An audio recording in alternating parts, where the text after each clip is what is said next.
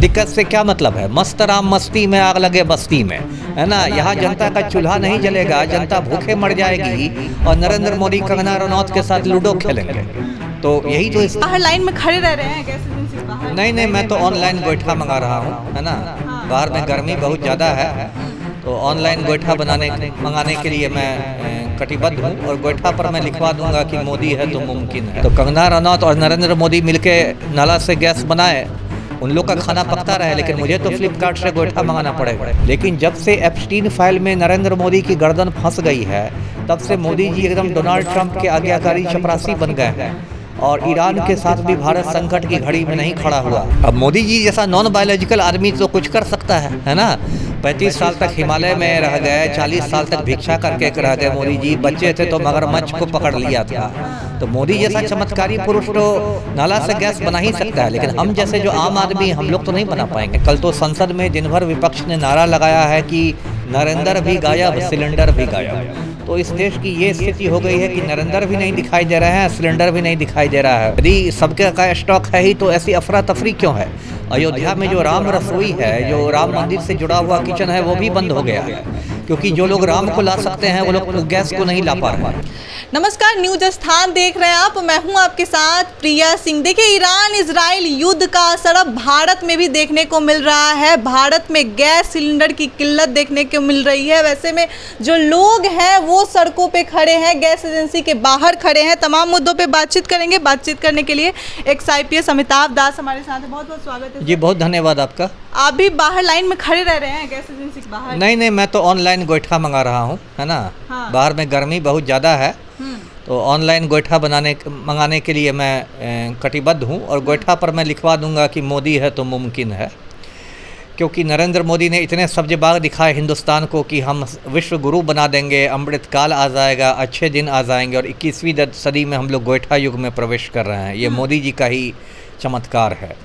देखिए, जैसा आपने बताया, अभी पूरे देश में एक राष्ट्रीय आपदा के रूप में ये गैस संकट खड़ा हो गया है। कश्मीर से कन्याकुमारी तक ये स्थिति है, हाहाकार की स्थिति है। देखिए, 2 तरह के सिलेंडर होते हैं, दर्शक जानते होंगे। 14 किलो वाला घरेलू सिलेंडर होता है और 19 kg वाला व्यावसायिक कमर्शियल सिलेंडर होता है, जिससे होटल वाले तो बंद ही कर दिया गया, बंद हो गए हैं। इसलिए बेंगलोर में, बम्बई में बहुत सारे होटल बंद हो गए हैं। जो बचे हुए हैं वो भी 3-4 दिन में बंद हो जाएंगे।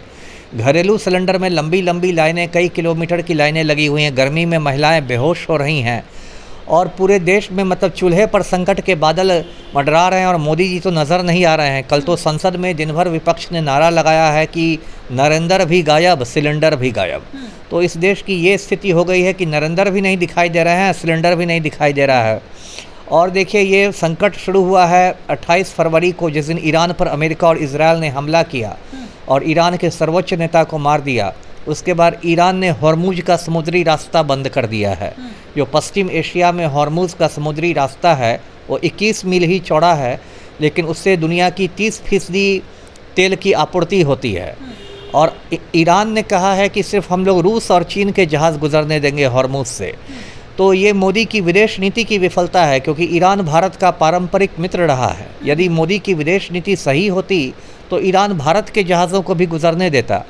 लेकिन जब से एप्स्टीन फाइल में नरेंद्र मोदी की गर्दन फंस गई है, तब से मोदी जी एकदम डोनाल्ड ट्रंप के आज्ञाकारी चपरासी बन गए हैं और ईरान के साथ भी भारत संकट की घड़ी में नहीं खड़ा हुआ।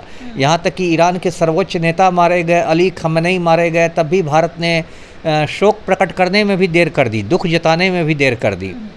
ईरान का एक जहाज़ भारत से लौट रहा था, उसको श्रीलंका के पास अमेरिका ने डुबा दिया और उस पर भी मोदी जी के मुंह में दही जमा रहा।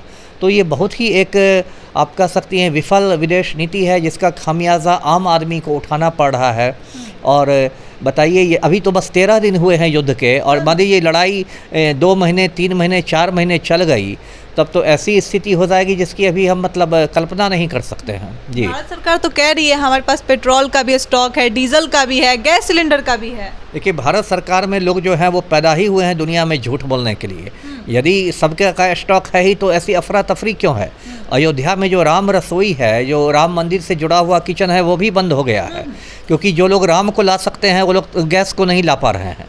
तो ये स्थिति है। तो ये लोग तो झूठ बोलने वाले लोग बैठे हुए हैं भारत सरकार में, झूठ बोलते हैं इसलिए सरकार में बैठे हुए हैं। प्रधानमंत्री कह रहे हैं। तो मोदी जी का भी तो दुनिया में अवतरण झूठ बोलने के लिए ही हुआ है। वो कौन सत्यवादी हरिश्चंद्र के अवतार हैं, है ना? वो तो संसद में दिखाई नहीं दे रहे हैं। प्रधानमंत्री को आम लोगों के दिक्कत से क्या मतलब है? मस्त राम मस्ती में आग लगे बस्ती में, है ना? यहाँ जनता का चूल्हा नहीं जलेगा, जनता भूखे मर जाएगी और नरेंद्र मोदी कंगना रनौत के साथ लूडो खेलेंगे। तो यही तो इस देश की नियति है जी। प्रधानमंत्री उपाय तो बता ही रहे हैं कि नाले से गैस का पाइप डाल के भर बिल्कुल। सकते हैं। अब मुझे तो मैंने तो देखा था उनका वीडियो, मुझे तो समझ में नहीं आया। अब कंगना रनौत को बना दे, उस उपाय बता के गैस बनवा दे नरेंद्र मोदी जी। कंगना रनौत तो उनकी बहुत बड़ी चली है ना।